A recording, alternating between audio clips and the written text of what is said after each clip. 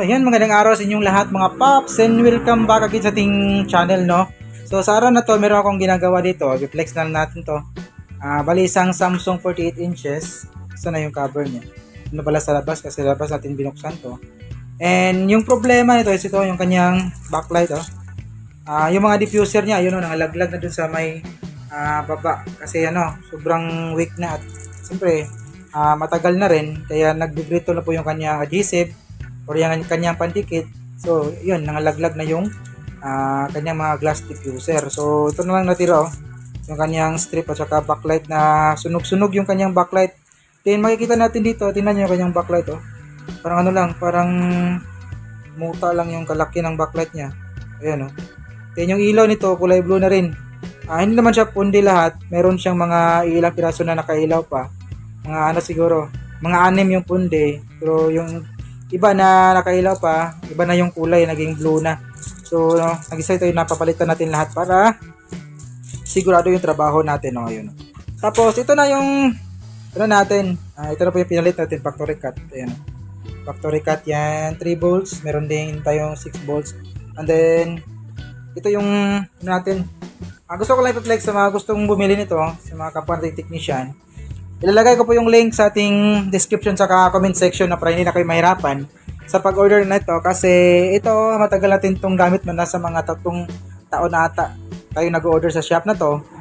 Sa backlight, factory cut na backlight na to, mga siguro napakarami ng mga na-order natin.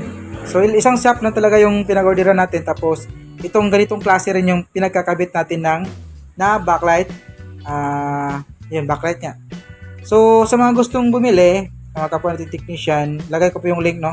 Nasa comment section, sa description yung link.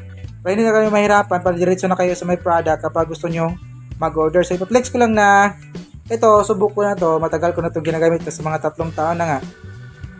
Ito talaga yung pinagpapalit natin, and so far so good, wala po tayong naging problema, no? Meron lang mga hindi natin maiwasan yan. Sa 100 piraso, merong isa, dalawa na may problema. So, factory defect na yun. Pero so far, yun naman yung nakita natin problema. Kapag naikabit mo na, wala namang nagiging back job or mapupundi siya habang ginagamit, no?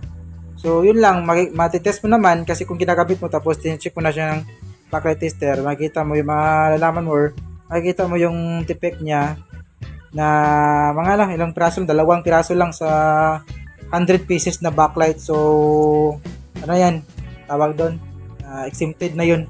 So, ito maganda to. Ayun, meron pa siyang adhesive na pandikit. Padiretso ka na. Hindi ka nagagamit pa ng ibang pandikit. Meron na siyang adhesive. Dikit mo lang yan. Lagyan mo ng palatandaan or linings yung backlight para pag naikabit mo yung diffuser niya, yung kanyang, ang tawag doon, ang tawag yung kulay puti, yung mga fiber, yung tawag doon, kalimutan ko na, yung mga ceramic niya, ceramic ba yun? Or yung kanyang mga diffuser, tatama yung butas dito sa kanyang backlight. So kailangan nating i-align bago natin ikabit yung backlight natin, no? So ito solid na, subok na natin. Nasa mga to, yung binili natin is ayan, 100 na piraso to. Meron tayong 6 volts, ito 3 volts. Pali dalawa yung order natin, 6 volts at saka 6 volts saka 3 volts. Then bawat 100 pesos yung binili natin. Sa 3 volts 100 pesos, tapos sa 6 volts 100 pesos rin. So ito nagamit natin dito nasa mga 32. Kasi bawat strip nito ng ating backlight, ayan, bawat strip meron siyang 8 bulb. So times 4 nasa mga 32 na piraso na 3 volts. So, yun, goods. And then, ito na po yung kanyang resulta. Medyo, matrabaho yung ganitong repair. Pero kung mag-order ka pa ng eksaktong or akma na lead strip dito, matatagalan ka. So, ito na yung ginamit natin kasi ito yung stock natin para mapabilis yung trabaho. So, ito na yung resulta. Kasaksak na po yan. Ayan, goods. Ayan. So, meron tayong nakita kanina na problema nung may kabit natin to. 2 piraso, pundi. sa factory problem siguro. Pero hindi naman lahat ng order natin ngayon lang. Mga hindi naman palaging nag-order tayo merong problema. So lahat naman yung iba lahat ng valve buo. So ngayon meron tayong nakuhang dalawang problema na valve. So okay lang yan. Walang problema yan.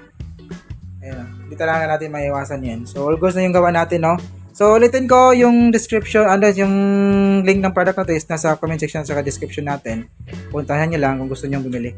Ayun. So hanggang dito na lang. Peace out.